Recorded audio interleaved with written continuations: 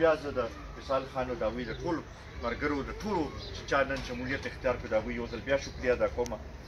عزتمندو که تاسو وګورئ نو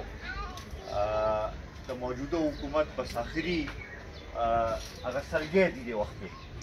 او دا نن هم چې کوم هلته کې اسلام آباد کې چې کوم دغه وشو دې نه خو اوس دا واضح شو چې اکثریت د هغوی ختم شوی دی او دا د دې خبرې ثبوت ورکوي چې دا حکومت دومره نااهله حکومت و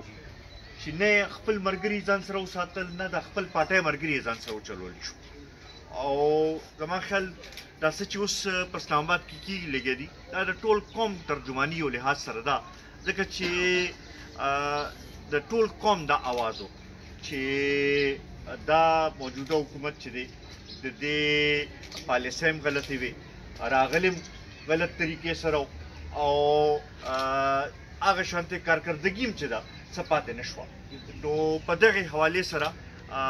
دا د دې قوم دې وخت کې اواز دی چې دا حکومت دې زر ته زره ختم کړی شي دته مونږ دا دغه کوو چې نور دا قوم په دې دغه کې ماچوه امتحان کې ماچوه او زر ته زره استعفا ورکړه او پرېږده چې انتخابات طرف ته دا شی لاړ شي چې عوام د خپل مرضی مطابق چې دی د خپل منشا مطابق دلته کې خپل خلک منتخب کړي او د منشا مطابق یو حکومت راشي دې سره سره مونږ دا تمام لرو چې د اپوزیشن ټولې پارټۍ را یو ځای شوي دي او خاص کر دا کمې غټې پارټۍ چې دي دوی ته مونږ دا دغه کوو چې اسم که وګورئ نو د ورکوټو صوبو کې ډېره احساسې محرومي ده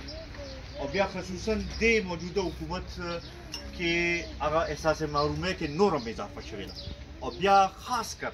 په پښتنو کې د احساسې محرومۍ کې ډېره زیاته اضافه شوې ده او مونږ دا ګڼو چې پکار دی چې دا وفاق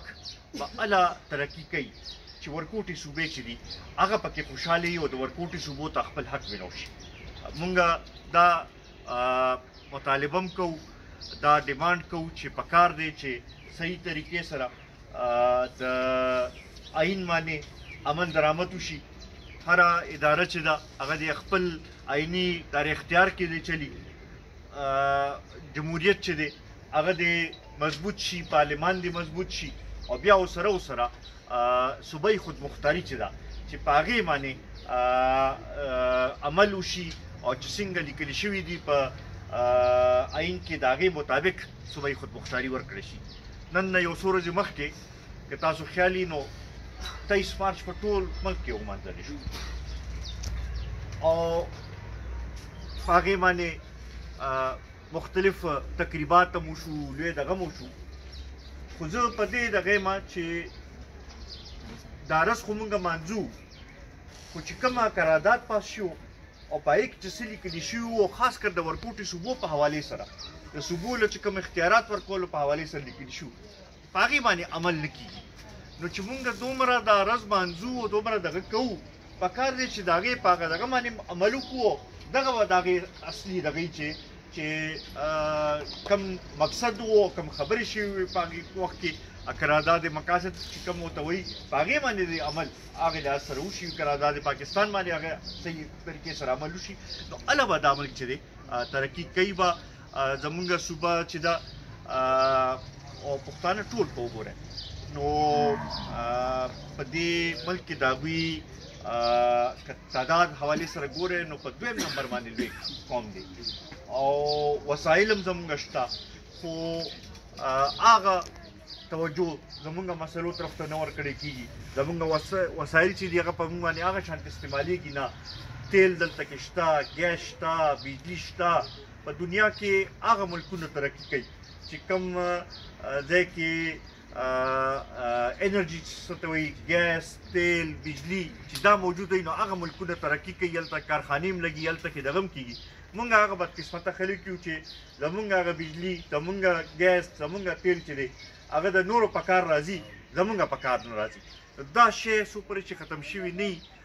زما خیال د ملک په صحیح طریقې سره ترقي نه کوي او دې کې خلک په هغه لحاظ سره بیا به خوشحاله نه وي. پښتنو ته پکار دی چې خپل پوره حق میلاو شي. دغه د قومي وطن پارټۍ یو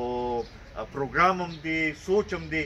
چې مونږ غواړو چې پښتانه چې دی هغه د معاشي طور باندې چې مستحکم شي نو هغوی به بهتر طریقې سره ترقي کولی شي. او دغې لپاره به ټول مشترکات تاسو ته هم زموږ دا درخواست دی چې مشترکات دې لپاره به کوشش وکړو به او دا خپل دا حق چې دی دا به د مرکز نه اخلو به او د پښتانه چې دي دا به د ترقۍ په لار روانو به. زه یو ځل بیا وصال خان د هغوی د مشرانو